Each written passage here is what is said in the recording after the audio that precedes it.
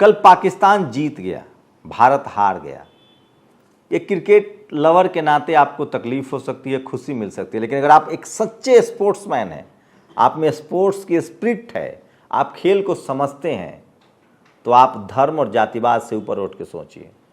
कल मैच के दौरान निधि रतन ने हमें बताया, जो नेशनल दस्तक में काम करती हैं, हमारे कलीग हैं, कि भारत पाकिस्तान के मैच में इतना क्यों लोग उत्साहित होते हैं। मैं बहुत सारी बातें कहना चाहता था, लेकिन मैंने कहा कि आपको क्या लगता है, तो उन्होंने कहा कि चूंकि वो मुस्लिम कंट्री है। मेरे पास और भी जवाब थे, लॉजिक था, ऐसा नहीं है। ऑस्ट्रेलिया और न्यूजीलैंड के बीच मैच होता है, पड़ोसी देश हैं, तो बहुत टेंस होता है, बहुत तनाव रहता है। इंग्लैंड ऑस्ट्रेलिया के बीच एसेस होता है, उसके बीच भी तनाव रहता है, लेकिन वहाँ खेल स्पिरिट है। मैंने देखा है, टीवी में देखा है कि लॉर्ड्स में जब क्रिकेट होता है और बढ़िया शॉट्स आता था गिलक्रिस्ट का या स्टीव बाक का या मैकडरमॉट की बढ़िया बॉलिंग होती थी, तो अंग्रेज भी ताली बजाते थे। न्यूजीलैंड का मैंने मैच देखा है 3-3 बजे रात में जग के, सर्द हवाएं होती हैं, पहाड़ों से घिरा है न्यूजीलैंड, 125-30 किलोमीटर की रफ्तार की गेंद कहर बरपाती है। कई बार भारतीय खिलाड़ी जो है वहां अपने स्पाइक्स लेके पकड़े गए, क्योंकि उनका हाइजीन लेवल उतना बढ़िया नहीं होता है जितना न्यूजीलैंड का है। लेकिन ये बात फैक्ट है कि भारत पाकिस्तान के बीच जब मैच होता है तो सारा का सारा मसला खेल का नहीं होता है, हिंदू और मुसलमान का होता है।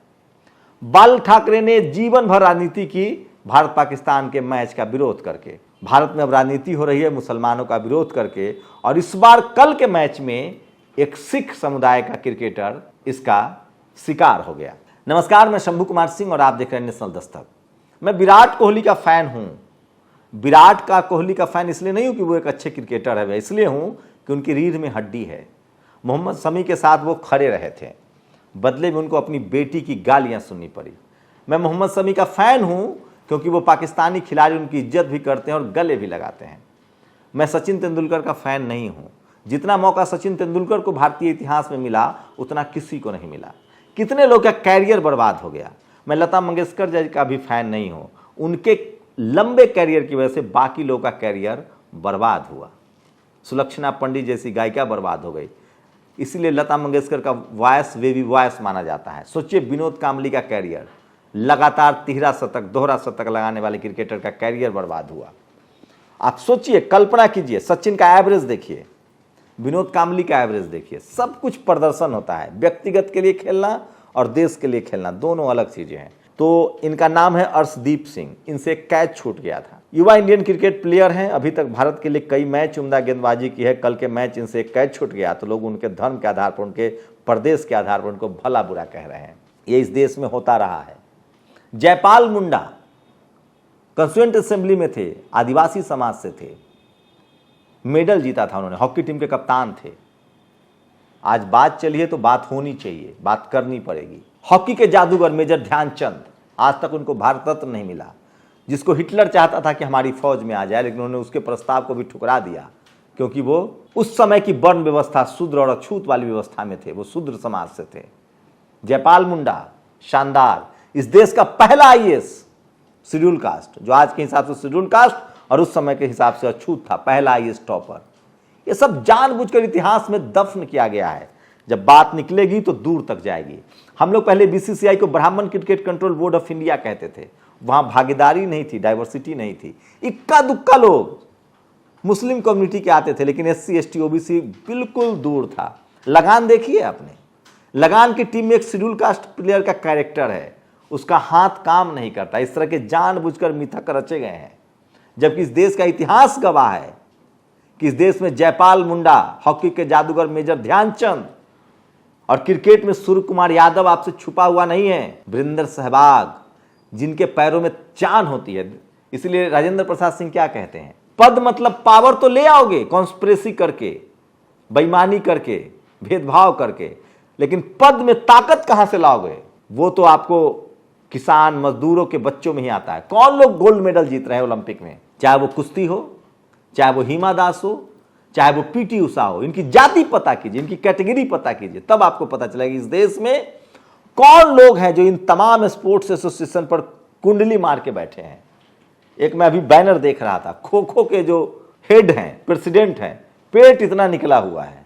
मैं फिर कह रहा हूं, इस देश में जब तक चानू, जब तक ट्राइबल, आदिवासी, किसान, जाट, गुर्जर, पटेल, मराठा यादव, कुर्मी, कोयरी, अहीर, इनको मौका नहीं मिलेगा। आप खेल में बेहतर नहीं कर पाएंगे। आप सोचिए, भारत कब जीता वर्ल्ड कप? जब कपिल कप्तान थे, उनके कंधे पर भार था। कौन थे वो? भारत कब जीता एक बार फिर से वर्ल्ड कप? धोनी कप्तान थे। कौन लोग परफॉर्मेंस कर रहे थे? ये सब बात करनी पड़ेगी आपको। भक्ति नहीं चलेगी, पूजा नहीं चलेगी। किस तरह से आप पूरे सिख, गुरु नानक साहब के विचारों से कोई बड़ा विचार हो सकता है? No race no caste. Guru Gobind Singh साहब से कोई बड़ा कुर्बानी देने वाला हो सकता है? 14 लड़ाइयां लड़ी उन्होंने, 13 लड़ाइयां, 14 किताबें लिखी। एक लड़ाई मुगलों के खिलाफ, बाकी लड़ाई किनके खिलाफ है देख लीजिए। उनके पिताश्री किसके साथ लड़ रहे थे? आप उस कम्युनिटी पर सवाल उठा रहे हैं जो सबसे ज्यादा शहीद होता है, जो सबसे ज्यादा अन्न उपजाता है, जो सबसे ज्यादा सेना में है, मिल्खा सिंह। आप उस कम्युनिटी पर सवाल उठा रहे हैं क्योंकि आपके पास टीवी और अखबार है। आपसे कोई बात करने वाला नहीं है, सवाल पूछने वाला नहीं है। सोचिए, विनोद कांबली का कैरियर बर्बाद कर दिया गया। मैं इसलिए कहता हूं कि इन सब पर सवाल होना चाहिए। कौन थे मेजर ध्यानचंद? भारत पाकिस्तान के क्रिकेट को क्रिकेट की तरह लीजिए। इस देश में उन लोगों ने, मेहनत कश लोगों को, जिन्होंने नीच कहा है, जिन्होंने शूद्र कहा है, छूत कहा है, उनके खिलाफ आपको खड़ा होना पड़ेगा। आज अर्शदीप सिंह हैं, कत्ल होता रहा है। इस देश में प्रतिभाओं का कत्ल हुआ है, कुश्तियों में यादवों का कत्ल हुआ है, जाटों का कत्ल हुआ है, अब जाके वो आने लगे हैं। इस देश में किसान जातियों का कत्ल हुआ है और ये मनुवादी, जातिवादी, ब्राह्मणवादी लोगों से निजात पाने का समय है। भारत पाकिस्तान के मैच को मैच की तरह लीजिए। लोग मार्केटिंग कर रहे हैं इसके नाम पर, राजनीति होती है। अर्शदीप सिंह के कैच हुआ, शानदार बॉलर हैं। सूर्य कुमार यादव शानदार क्रिकेटर। अब तो सोचिए, रॉबर्ट मुगाबे का मॉडल, जिम्बाब्वे में उन्होंने क्रिकेट में आरक्षण लागू किया। टाइटेंडा टाइवू जैसे को कप्तान बनाया। हेनरी ओलंगा जैसे बॉलर आए। दक्षिण अफ्रीका में अब रिजर्वेशन लागू है। दुनिया भर में कौन है? सेरेना विलियम्स कौन है? वीनस विलियम्स कौन है? माइक टायसन कौन है? मोहम्मद अली से बड़ा बॉक्सर कौन हुआ?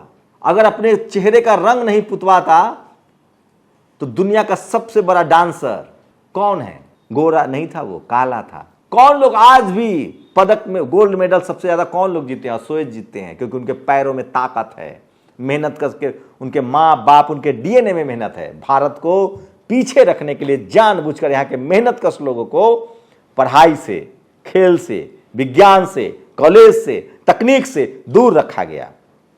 और जो लोग मेहनत कश नहीं हैं, जिनकी पूरी की पूरी नस्लें झूठ बोलकर, अफवाह फैलाकर, कर्मकांड करके खा रही है, वो अपने आप को मेरिट वाला कहते हैं।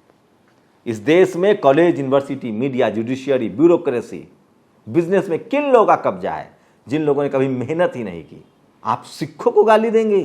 क्या बात कर रहे हैं आप? महार रेजिमेंट का कहानी याद है? पेशवा कितने थे? 56,000 पेशवा थे। 500 महारों ने रौंद दिया था। शिवाजी की सेना में कौन थे? मैं सैल्यूट करता हूं महाराणा प्रताप जी को, झुके नहीं, टूटे नहीं। बाकी लोगों ने क्या किया? सब लिखा जाना चाहिए। आप खेल के बहाने खेल को खेल की तरह लीजिए, नहीं तो जब कब्र से लाशें उखाड़ेंगे तो जिस दिन बहुजन समाज के हाथ में मीडिया, माइक और किताबें आ गई, उस दिन आपकी धज्जियां उड़ा दी जाएंगी। आपका पूरा का पूरा इतिहास बेईमानी, धोखेबाजी और गद्दारी से भरा हुआ है।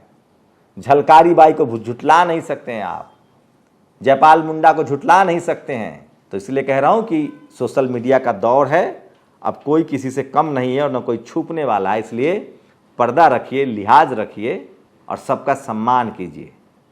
किसी को जाति और धर्म के नाम पर टारगेट मत कीजिए। कभी मोहम्मद शमी जिम्मेदार हो जाता है, कभी कोई सिख जिम्मेदार हो जाता है। और आप कितने मेडल जीते हैं आपने? आपके बाप दादा सालों से बैठे हुए हैं पदों पर।